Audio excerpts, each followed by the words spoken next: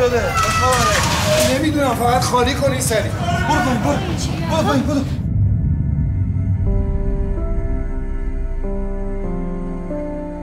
من و خانمم که از اینجا اسباب کشی کردیم رفتیم توی خونه‌ای که باحال اینجا.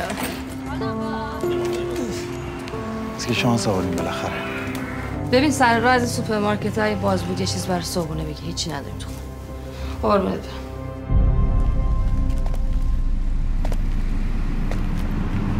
جانم چی شدی تو؟ والا ما نمیدونیم چی شد. یه مرتبه دیدیم از بالا صدای داد و جیغ اومد.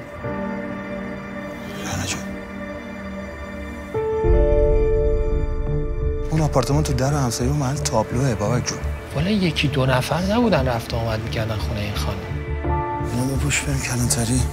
نمیتونم، اذیت میشم واقعا. باید من چی کار کنم دیگه؟